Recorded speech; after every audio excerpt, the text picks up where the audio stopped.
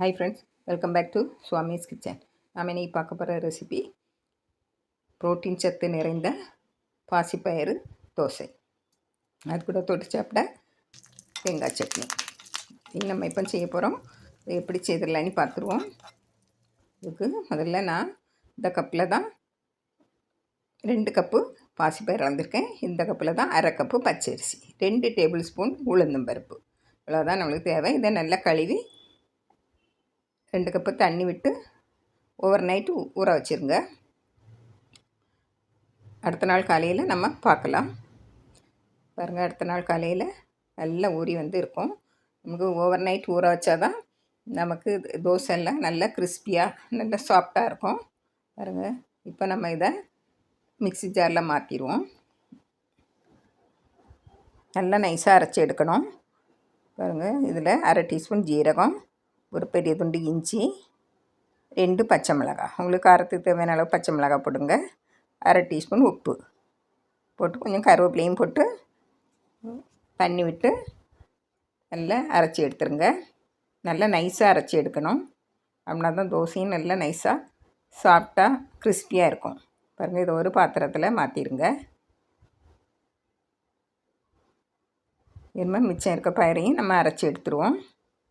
பயிறு, அரிசி, உளுந்து எல்லாம் சேர்த்து அரைச்சி எடுத்துருவோம். தண்ணி விட்டு எல்லாம் நைஸான மாவட்டை அரைச்சி எடுத்துருங்க.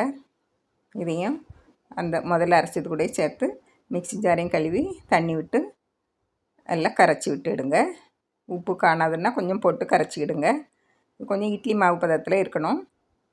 பாருங்கள், தண்ணி விட்டு கரைச்சி விட்டுடுங்க. இதை நம்ம 1 மணிக்கூர் அப்படியே வச்சுருவோம். இல்லைன்னா 1/2 மணிக்கூர் போதும் மினிமம்.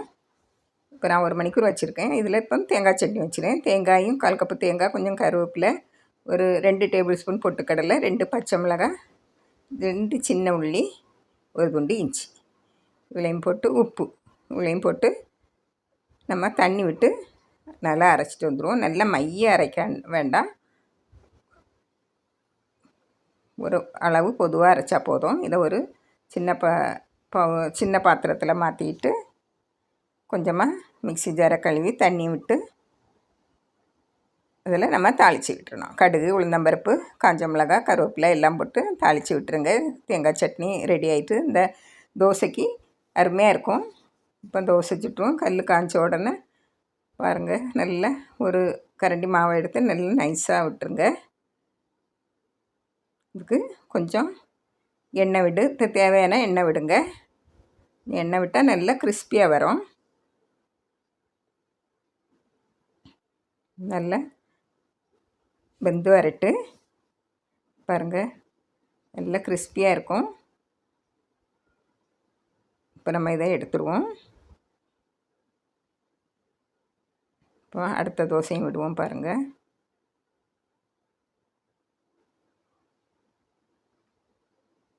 இந்த தோசை செய்யறதுக்கு ரொம்ப நேரம் புளிக்க வைக்கணும்னு இல்லை. இதையும் எடுத்துருவோம். பாருங்கள், திருப்பி போடணுன்னா திருப்பி போட்டுவிடுங்க. நல்லா வெந்துட்டு பாருங்கள், இதையும் எடுத்துடலாம். இப்படி பாருங்கள், நல்லா கிறிஸ்பியான சத்து நிறைந்த தோசை ரெடி ஆகிட்டு. இது கூட தேங்காய் சட்னி, சாம்பார் வச்சு பரிமாறலாம். தேங்காய் சட்னி, சாம்பாரும் வச்சுருக்கேன். பாருங்கள், நல்ல டேஸ்டியாக கிறிஸ்பியாக இருக்குது. இதே போல் நீங்களும் செய்து பாருங்கள். பிடிச்சிருந்தால் லைக் பண்ணுங்கள், ஷேர் பண்ணுங்கள், கமெண்ட்ஸ் பண்ணுங்கள், மறக்காமல் சப்ஸ்கிரைப் பண்ணுங்கள். தேங்க்யூ.